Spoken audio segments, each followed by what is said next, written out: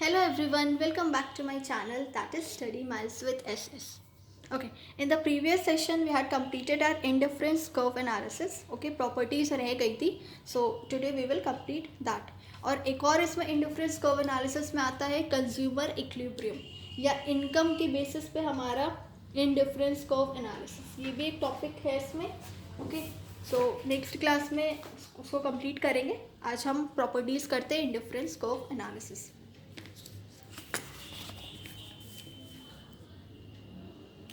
Okay, first properties क्या है indifference curve analysis. ये सारे के सारे प्रॉपर्टीज़ बहुत इंपॉर्टेंट है. इनको अच्छे से एकदम रटने तो नहीं बोलूँगी मैं, लेकिन हाँ इसको अच्छे से आप समझ लो, क्योंकि समझ लोगे आप अच्छे से तो फिर आपको रोट लर्निंग की ज़रूरत नहीं होगी. और अगर आप नहीं समझोगे then you have to learn this by heart. Okay, क्योंकि क्वेश्चंस एग्जाम में NTA UGC नेट के एग्जाम्स में डायरेक्टली आपको 5 पॉइंट दे देगा. उसमें से बोल देगा कि among these points which does not belong to property of indifference curve. like this आपको कोई क्वेश्चन क्रिएट करके दे देगा, तो इसलिए आपको सारे प्रॉपर्टीज़ आपको पता होने चाहिए. ओके, सो पहला प्रॉपर्टी हमारा IC indifference curve slopes downward from left to right. सही बात है. हमारा इंडिफरेंस कर्व कैसा होता है? ऐसे ही तो होता है हमारा इंडिफरेंस कर्व. मतलब क्या करता है? स्लोप्स करता है लेफ़्ट टू राइट. जैसे डिमांड कर्व हमारा है डाउनवर्ड स्लोप करता है लेफ़्ट टू राइट, वैसे हमारा इंडिफरेंस कर्व है हमारा ऐसे जाता है लेफ़्ट टू राइट. सो ये आपको याद करने की ज़रूरत नहीं हो कि आपको इंडिफरेंस कर्व का अगर आपको पता है कि कैसे बनता है तो आपको पता चल जाएगा कि ये डाउनवर्ड है from left to right. Second is indifference curve are convex to the origin. Convex we had studied in our standard 8 or 9 class the reflection and refraction of mirror पढ़ा था ना. तो उसमें हमने concave mirror पढ़ा था and convex mirror पढ़ा था. तो concave हमारा कैसा होता है? हमारा देखो convex हमारा होता है ऐसे, ओके, और concave हमारा होता है ऐसे. याद है ना? Mirror reflection refraction of mirror light chapter में आता था, concave mirror and convex mirror. तो बस वो चैप्टर आप याद रखना. कन्वेक्स मिरर के पॉइंट ऑफ व्यू से आप देखना तो आपको पता चलेगा कि इंडिफरेंस को वैसा होता है सब convex to the origin. Origin का कन्वेक्स रहता है. Okay, and this is concave. IC curve never intersect each other, that is they are parallel to one other. आप कभी भी कोई भी आप IC कर्व बनाओगे, ठीक है, तो वो हमेशा आपका पैरेलल रहेगा. हमेशा पैरेलल नहीं बोल सकते, लेकिन हाँ मोस्ट ऑफ द केसेस में वो आपका पैरेलल होगा. एक दूसरे को कभी इंटरसेक्ट नहीं करेगा. लाइक आपका कभी ऐसे नहीं जाएगा कर्व, ऐसे आपको इंटरसेक्ट नहीं करेगा. ओके, इंटरसेक्ट मतलब होता है काटना. दो कर्व्स आपस में एक दूसरे को इंटरसेक्ट नहीं करेंगे. वो पैरेलल हो सकते हैं बट वो इंटरसेक्ट नहीं करेंगे. ओके, लाइक अगर IC कर्व्स हम बनाते हैं तो ऐसे ही बनेगा ना मेरा, ना ऐसे तो नहीं बनेगा. सो इसलिए इंटरसेक्ट नहीं करते. ठीक है, ये याद रखना. Point third. Then the next point is the higher the indifference curve the greater the satisfaction. Obviously बात है, जितना ज़्यादा मेरा हाई इंडिफरेंस कर्व हाइयर होगा उतना ज़्यादा सेटिस्फैक्शन होगा. फॉर एग्जाम्पल मेरा इंडिफरेंस कर्व यहाँ है तो हमको उतनी सेटिस्फैक्शन तो नहीं मिल रही है. वो वाला एग्जाम्पल आप याद करो, राइस एंड चपाती वाला.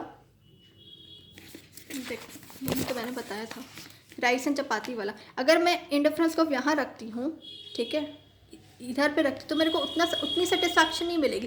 कंज्यूमर को मैक्सिमम सेटिस्फैक्शन कहाँ मिलेगी? इस पॉइंट पे मिलेगी. इस पॉइंट पे जो ये जो टच कर रहा है ना, इस पॉइंट पे इसको मैक्सिमम सेटिस्फैक्शन मिलेगी. इसलिए कहा गया higher the indifference curve higher the satisfaction.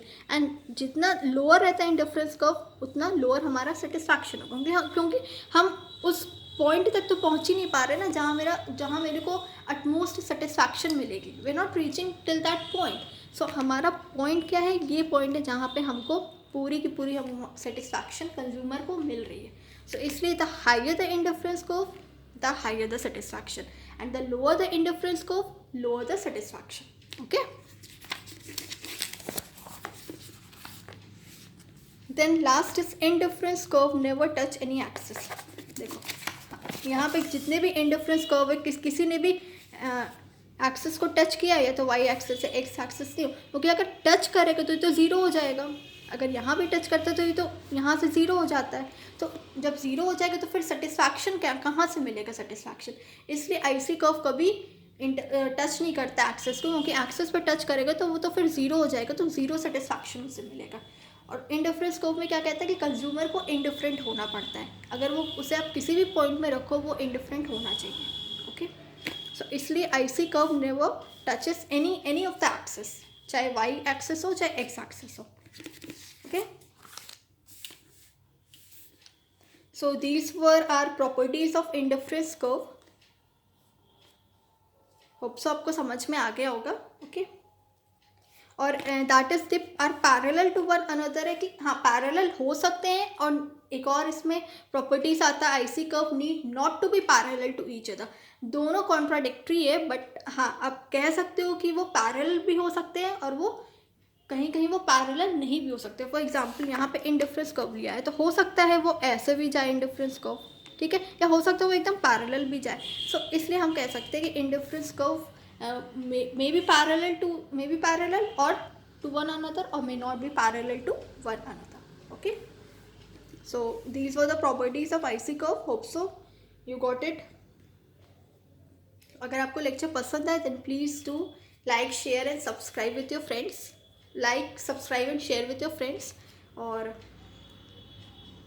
बस that's it. Okay, मिलते हैं नेक्स्ट लेक्चर में with a very new topic. Okay, so till then take care everyone, bye.